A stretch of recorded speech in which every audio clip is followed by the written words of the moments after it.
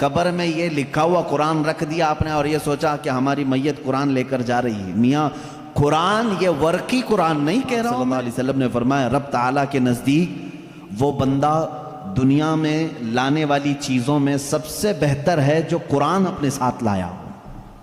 قرآن اپنے ساتھ لایا ہو مطلب کیا ہے؟ قبر میں یہ لکھا ہوا قرآن رکھ دیا آپ نے اور یہ سوچا کہ ہماری میت قرآن لے کر جا رہی ہے. میاں قرآن یہ ورقی قرآن نہیں کہہ رہا ہوں میں. قرآن وہ نفس قرآن جو لوح محفوظ میں ہے اور تمہارے دلوں میں اترا ہوا ہے، اس قرآن کی بات کر رہا ہوں.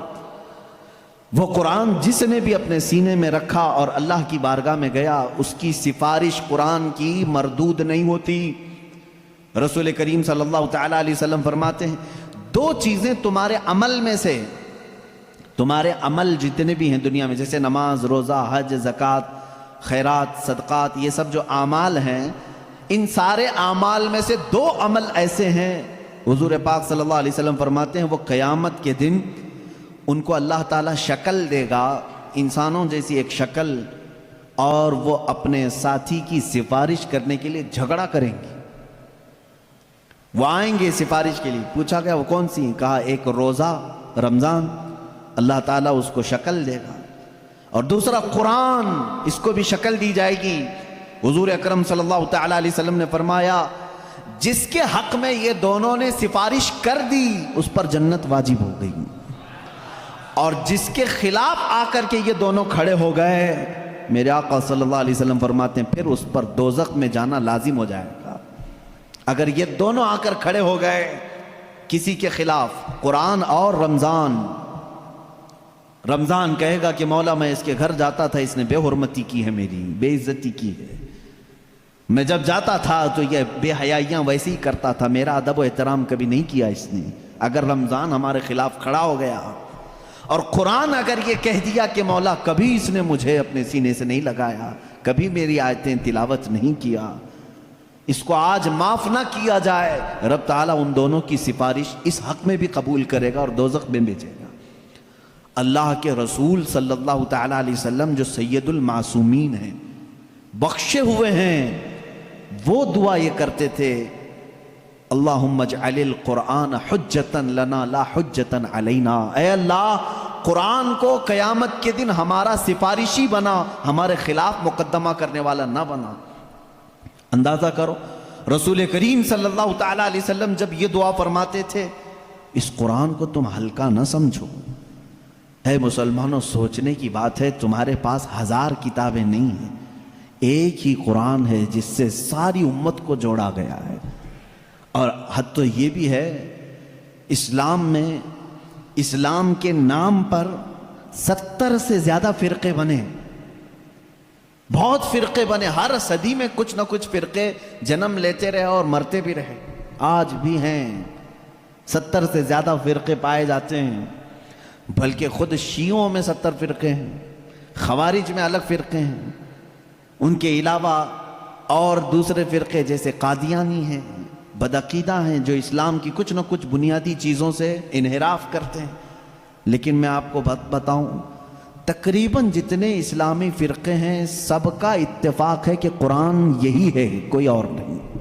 یہ 30 پارے جو قرآن کے ہیں اس پر سب کا اتفاق ہے. یہ بھی قرآن کا ایک معجزہ ہے، دوسرے سارے مسئلوں میں اختلاف چل رہا ہے، لیکن قرآن کا الف لام میم سورہ فاتحہ سے شروع ہو کر والناس پہ ختم ہونے میں تقریباً سارے فرقے اس کو تسلیم کرتے ہیں. شیعوں کا ہمارا اختلاف ہے، اہل حدیث سے اختلاف ہے، دیوبندیوں سے اختلاف ہے، رافضیوں سے اختلاف ہے، قادیانیوں سے اختلاف ہے، لیکن جا کر کے سارے مکاتب فکر میں آپ دیکھیں سب کے ہاں یہی قرآن پڑھا جاتا ہے، یہی قرآن ہے. اسی لیے میں کہتا ہوں ایک قرآن ہے، لیکن اس امت نے اس کو اتنا بوجھل کیوں سمجھا ہے، اس کو اتنا بھاری کیوں سمجھا ہے، جبکہ وہ مولا اسی قرآن میں یوں فرماتا ہے، ایک بار نہیں 4 بار فرما رہا ہے وَلَقَدْ يَسَّرْنَا الْقُرْآنَ لِلذِّكْرِ فَهَلْ مِن مُدَّكِرٍ. ہم نے قرآن کو یاد کرنے کے لیے آسان بنایا ہے، ہر کوئی یاد کرنے والا، اور وہ اتنا آسان ہے، اتنا آسان ہے.